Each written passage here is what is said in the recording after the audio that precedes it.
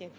And one of the most striking things about the antisocial behaviour happening in my constituency, especially in Hessle, is a number of constituents that report it is actually young people that are causing it. Although it is not exclusively a young person's issue, it does appear to be statistically carried out by younger people.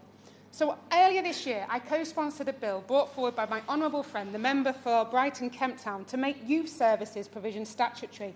In his speech, my honourable friend quoted a 2016 survey that showed 600 youth centres had closed around the country, 3,500 youth workers had lost their jobs, and 140,000 places for young people had been lost. In 2010, we spent £1.2 billion on youth work, youth services and related youth activity. Last year, we spent £358 million, which is a 68% cash terms cut. One parent of a child who has been involved in some of the antisocial behaviour contacted me asking me for help. And she said, "Where can my child go? What services are out there? What support can I have?" Youth services provide a vital role in supporting young people across the country. They are described by Anna Barker, the chair of the British Youth Council, as a supportive place for young people to become a force for good in society. And when I look at incredible youth services like the Warren and Hessle Youth Club, I completely agree. But our youth services are being targeted for budget cuts. This has created the conditions in which crime can thrive, leaving young people vulnerable to violence and denied the opportunities to build a positive future. And I'm glad that Labour has now promised to consult on making these services statutory, and I plead with the Minister to have a look at doing the same.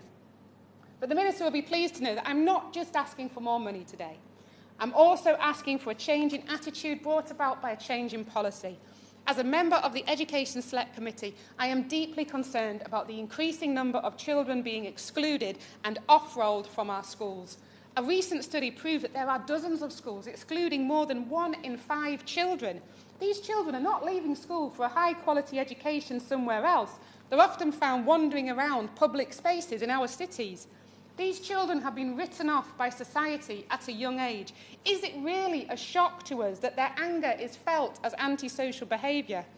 The double whammy of this government school accountability system and school funding cuts of £2.8 billion since 2015 are having the unintended consequences of driving the perverse behaviour of schools trying to remove children who are less likely to achieve and more expensive to educate.